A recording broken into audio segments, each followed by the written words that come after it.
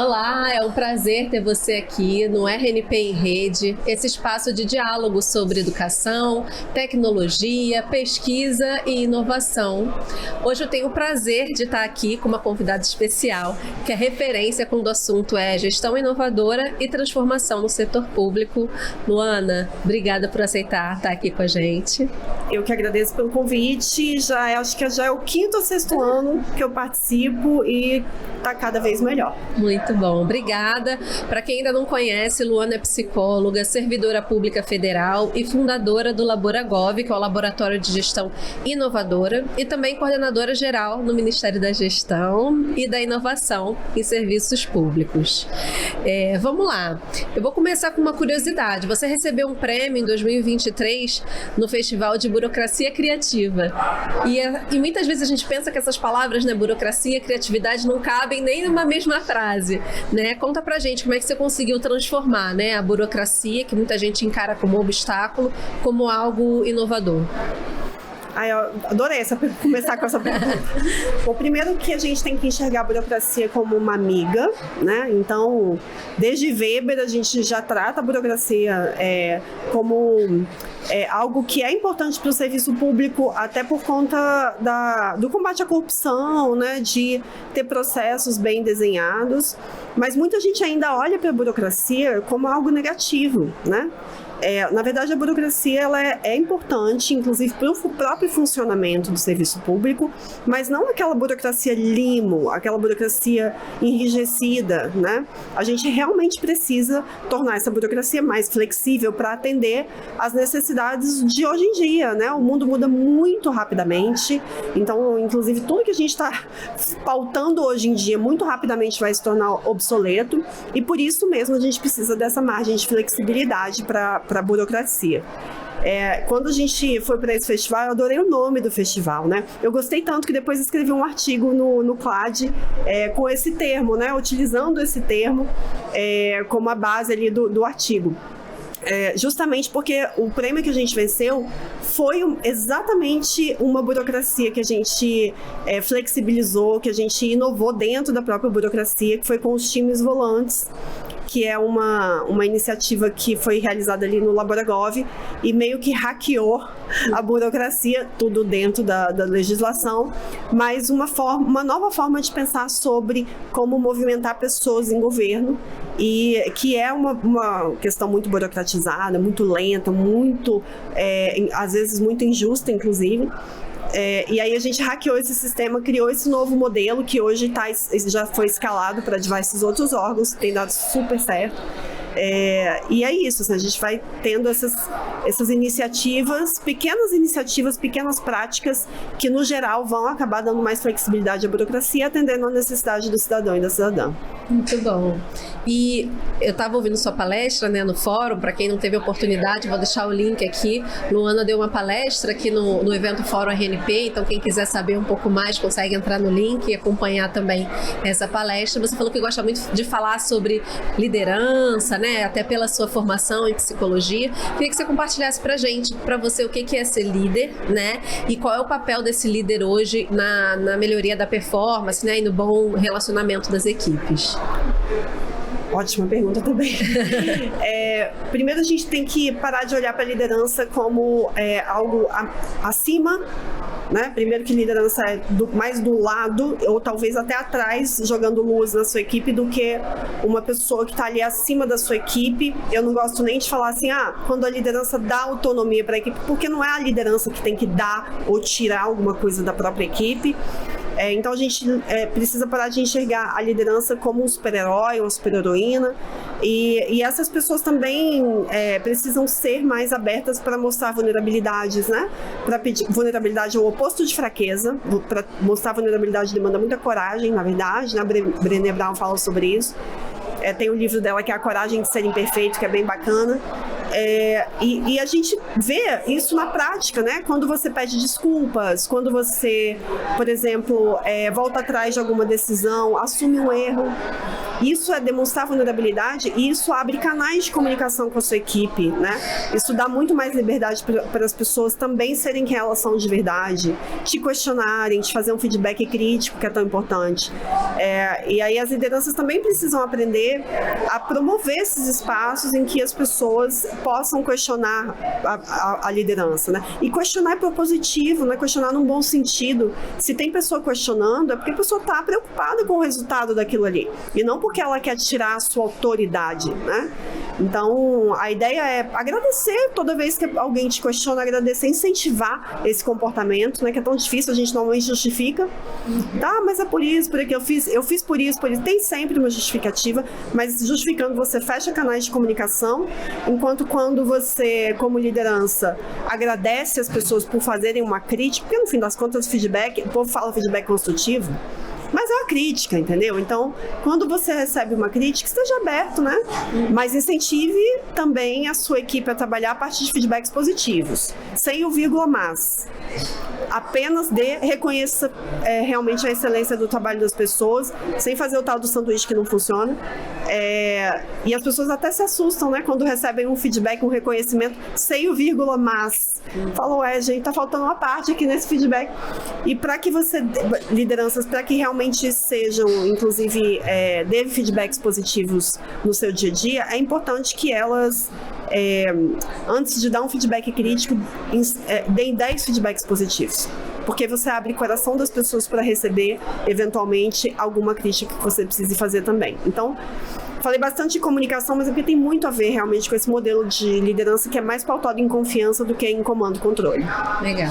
E a gente estava conversando, né, lá também na sua palestra, acho que é importante a gente trazer para esse momento, sobre o que a gente está vivendo no cenário de mundo, né, que é essa epidemia da solidão, né, e aí a gente vem com as tecnologias, né, a gente tem falado muito sobre tecnologia, IA, e eu queria que você pudesse compartilhar com a gente, né, como é que a liderança, os líderes, né, nos dias de hoje conseguem usar essas ferramentas para potencializar o poder, né, da liderança, não para afastar as pessoas, não para entregar para uma máquina ou para uma ferramenta algo que deveria ser humano, né?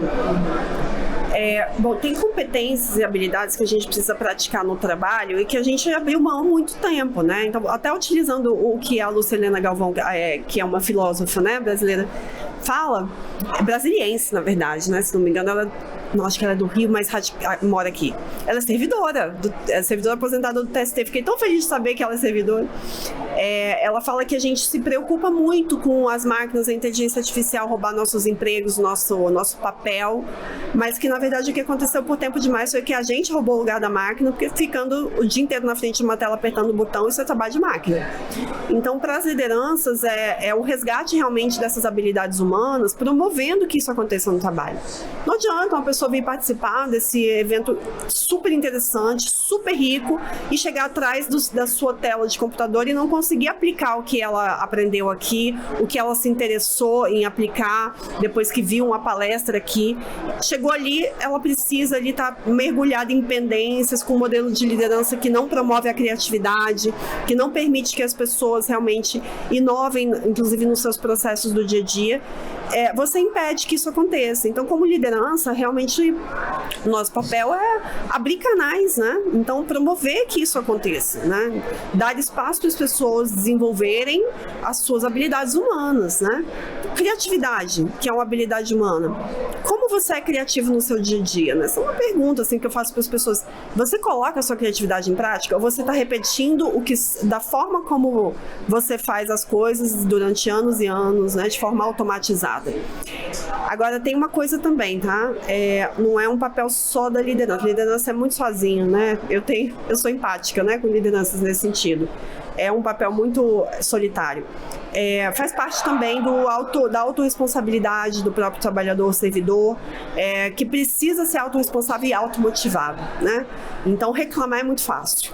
O problema é da cultura, o problema é do líder, está enraizado, né, no nosso sistema, o problema é a comunicação, tudo isso é muito grande e nos paralisa. E é fácil, né, gente? O que a gente faz na hora do almoço é reclamar e é uma delícia, me chama para reclamar que eu vou, mas Proposições são mais difíceis de fazer. Mudança de comportamento não depende do líder, depende de você primeiro. Então, realmente é uma questão de autorresponsabilidade também, né? Toda vez que alguém reclama, eu falo, olha, primeiro, escolha do que você vai reclamar. Talvez você está reclamando de coisa que não necessariamente é ruim, né? E segundo, faça parte dessa reclamação. Como você se integra a isso? Onde você se vê nisso? Qual que é o seu papel nisso? Se autorresponsabilize também. Se sua liderança não apoiou um projeto, será que não tem um pouquinho de autorresponsabilidade sua na sua competência narrativa, na forma como você apresentou, na sua comunicação, na sua empatia? A gente tem que se autorresponsabilizar também. Uhum. E aí a gente falando sobre isso, né, falando sobre ferramentas, sobre essas competências humanas, a gente sabe que, né, como líder, a gente acaba muitas vezes usando as ferramentas para fazer muita parte de gestão, né? Então precisa organizar a atividade, entender o que está acontecendo, a parte mais prática. Como é que a gente faz para não cair no como é que eu posso dizer? No erro, não vou dizer que é o erro, mas assim, você tá ali, né, usando a ferramenta para poder fazer as coisas. Como é que a gente não cai Ih, gente, não tá vindo a palavra. Na comodidade de acabar terceirizando também para essas ferramentas a liderança em si, né, o contato do humano, né, das pessoas, e como a gente consegue, né, promover essas competências. Você falou da própria criatividade, né, e como é que a gente, né, como líder, por exemplo, consegue criar e disponibilizar junto com as pessoas, né? Acho que a autorresponsabilidade é algo realmente muito importante, que o líder também precisa se automotivar, claro, né? Então, como é que a gente consegue, né, como líder, mas também não líder não necessariamente como gestor, mas líder como nós todos como pessoas, né, que influenciam outras pessoas, né, criar esse espaço, né, que as pessoas conseguem ter criatividade, promover a inovação. Isso que você falou é uma coisa que me assusta um pouco, né, das pessoas estarem ainda enxergando a IA como uma ferramenta. A IA não é mais uma ferramenta, é um agente, né? E como as pessoas, em geral, não só líderes, mas estão realmente terceirizando ali várias competências para a IA, né? Bom, aí se eu for entrar nesse assunto, a gente muda muito nossas coisas. Mas falando rapidamente sobre o uso de IA, né? A IA é excelente para ajudar a gente a fazer análise de dados, mas uma coisa muito fundamental é não se basear somente nos dados que a IA te mostra. A decisão ainda continua sendo humana no final das contas, porque mesmo se a gente limpar esses dados para que a IA não enviese as suas análises, ainda que essa IA os dados estejam limpos e a IA não esteja enviesando uma resposta, o viés pode vir na hora da tomada de decisão da liderança, né? A pessoa, por exemplo, pode olhar para aquele dado, para aquela evidência e falar assim, olha, não coaduno e a IA está errada, né? E eu vou fazer de outra forma, né? A IA errou e a gente é uma caixa preta, então a gente não vai conseguir saber por que ela errou, mas tenho certeza que ela errou porque ela não concordou comigo. Uhum. Então a gente ainda tem esse viés na hora da tomada de decisão. Ao mesmo tempo, mesmo que aquele dado e que aquela pessoa esteja propensa ali a utilizar aquele dado para tomar alguma decisão, esse dado sozinho, ele pode ter um impacto negativo. Quando ele precisa ser enriquecido com a história das pessoas. Às vezes, vou te dar um exemplo, tá? E aí, mais relacionado a cidadão e cidadã, né? Quando foi desenvolvido um aplicativo do SUS de marcação de consulta, né? Esse case está num dos livros, num livretinho da ENAP, que é bem bacana esse case. Que diz assim, quando o pessoal foi olhar a medida de satisfação daquele aplicativo de marcação de consulta, estava altíssimo. E esse é um dado. Muita gente dando 5 estrelas para o aplicativo. Por quê? Porque não precisava mais ir enfrentar uma fila para marcar uma consulta. Porém, na hora de observar, com esse dado você pode falar, tá tudo certo. Mas na hora de observar o uso do aplicativo, descobriram que a pessoa tinha que desinstalar e reinstalar aquele aplicativo várias vezes para marcar consulta para ela e para os seus familiares. Isso é uma observação, isso é enriquecer um dado com a história das pessoas, e normalmente mulheres que fazem isso, né? Então, isso foi qualificado a partir disso. Então, na gestão de pessoas, por exemplo, para uma liderança, toda liderança faz gestão de pessoas, não é só a área de RH, não. Para uma liderança, ele também precisa olhar para esses dados que uma IA está ajudando ali a analisar, mas com as histórias das pessoas, com os comportamentos das pessoas. Ciência comportamental está muito em alta justamente por isso, né? Incentivar a mudança de comportamento ou a continuidade de um comportamento a partir de evidências, mas sempre enriquecendo ali com as histórias das pessoas.